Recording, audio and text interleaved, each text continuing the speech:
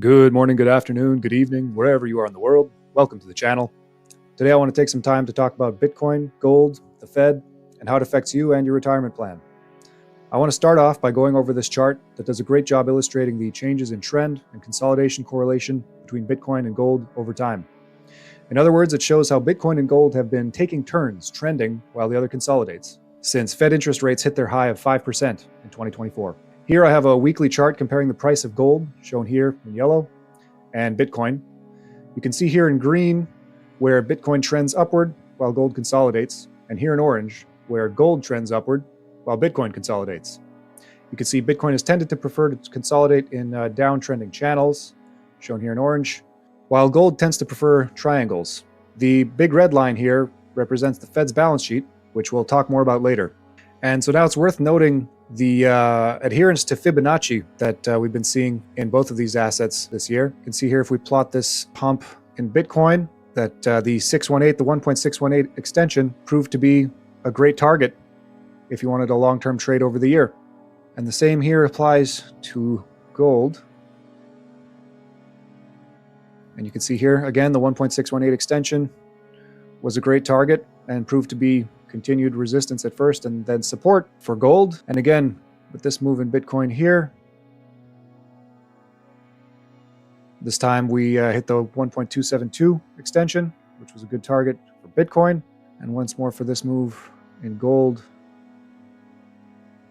So again, we're hitting the 272 extension for gold on the second go round. And one last pump here for Bitcoin.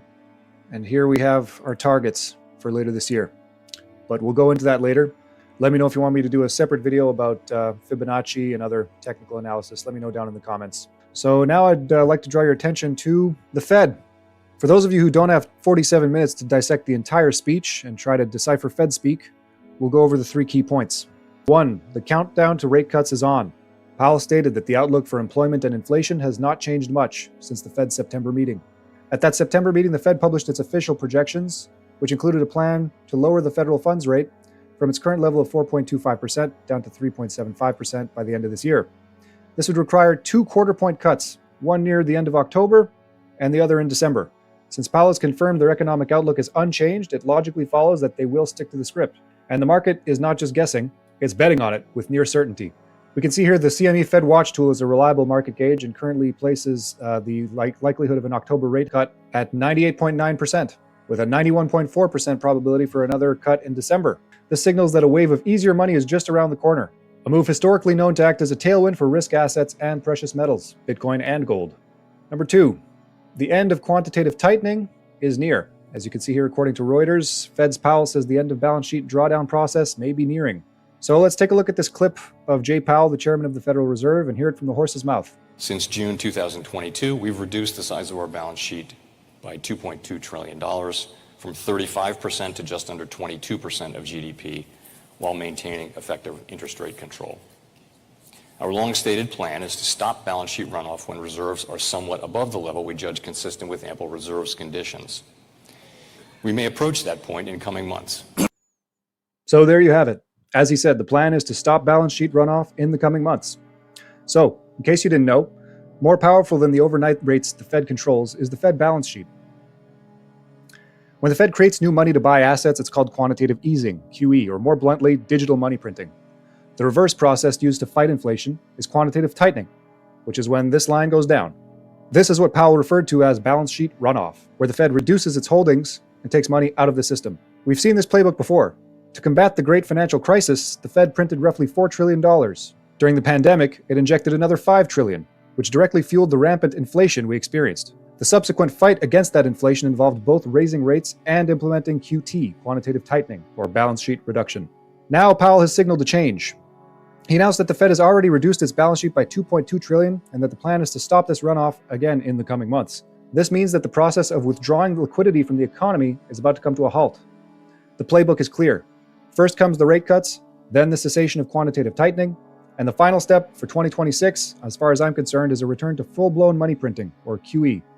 The Fed's plan is obvious because they're cornered. They have no other choice, and each subsequent crisis requires, as you can see, a greater monetary response. So back to gold. In case you didn't know, gold is already up over 60% this year. Other central banks around the world have been de-dollarizing for years, and now, thanks to painful inflation, more and more Americans are waking up to the reality of currency devaluation. This trend was highlighted when Powell was directly asked about the alarming rise in gold prices. So let's take a look at this clip of Powell's comments on gold. So one of your predecessors, Alan Greenspan, used to view the price of gold as an indicator of inflation risk. So in that context, how do you view the rally that we've seen in gold? And if you want to throw in Bitcoin, you can comment on that too. I'm not going to comment on any particular asset price, including that one.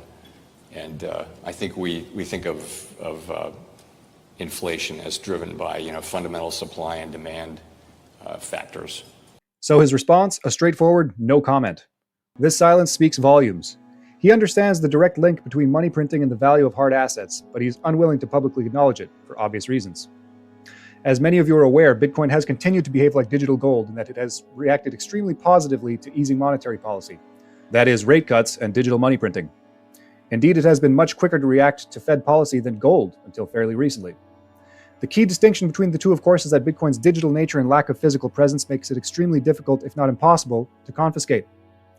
This is crucial since, in case you didn't know, there's a historical precedent in the US for the confiscation of gold. You can see here Executive Order 6102 signed by President Roosevelt in 1933, which prohibited the ownership of gold bullion by the citizenry. This, in addition to Bitcoin's portability across borders, has contributed to its status as the new primary inflation hedge of the 21st century. So the bottom line is the Fed is on a predetermined path. Continue cutting rates and stop quantitative tightening soon, and eventually boot up the money printers for the next round. This will lead to a continuation of consumer price inflation and a surge in asset price inflation. This isn't just an economic cycle, it's a historic shift. We're in the midst of the great melt-up, a process where the inherent value of the currency is being systematically eroded. This policy widens the gap as those closest to the money printers, the financial and political elite, benefit the most from the newly created capital, while everyone else deals with the rising costs that follow. We're not even going to talk right now about how this affects stocks, because that's a story for another day, but spoiler alert, it's pretty similar to Bitcoin and gold. So, what does this mean? Well, we can see here that in 2024, gold was remarkably stable during the last round of rate cuts in late 2024, only starting its massive run-up once rates had stabilized. Bitcoin, on the other hand, reacted to rate cuts right away, starting in September 2024, then experiencing a trending consolidation once rates stabilized in early 2025.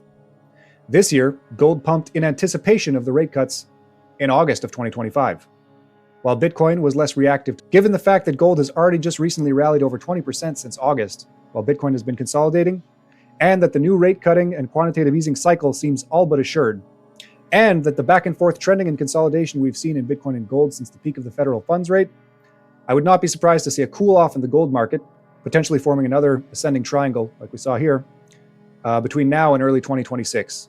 And yes, this video was largely produced before the correction we saw in gold on Tuesday, October 21st. But regardless, over that same time, in the coming months, we should expect a rally in Bitcoin to at least the 1.272 Fibonacci extension here, which would put us at 136K, or potentially as high as 153K if we go up to the 1.618 extension of the big move we just saw a few months back. Now I want to talk about what this means for you as an investor, and specifically as an older worker approaching retirement, regardless of whether you own any crypto or not. If you're one of the 2/3 of baby boomers who don't have nearly enough saved for retirement, this goes double for you, because it's not too late. Over the past 10 years, Bitcoin has delivered an annual average return of 84%, compared to 12% for gold and the S&P.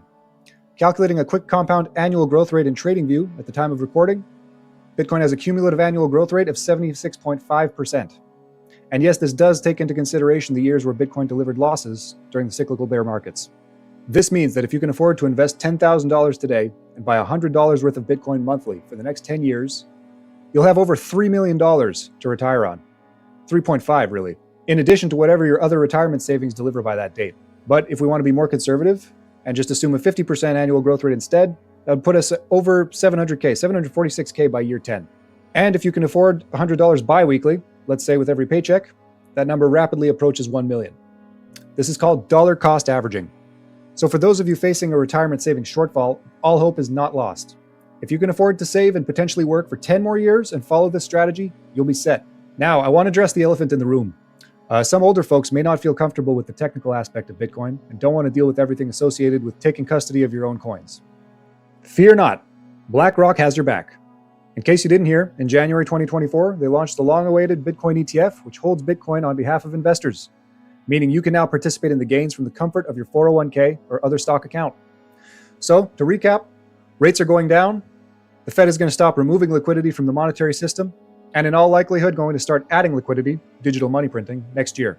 This means more strength for risk assets in general and inflation hedges like gold and Bitcoin in particular for the foreseeable future. And despite what you might have heard, it's not too late to get into Bitcoin, and all you have to do is dollar cost average into an ETF. So if you made it this far, thanks so much for watching. Please like and subscribe for more content like this, and for the forthcoming Bitcoin retirement plan, soon to be available on this channel. For those interested, I'll be putting together a detailed plan for how you can retire on your Bitcoin savings. That'll include details on the one thing you can do, in addition to dollar cost averaging, that'll multiply your gains handsomely over the long term. So I thank you very much for your time, and have a great rest of your day.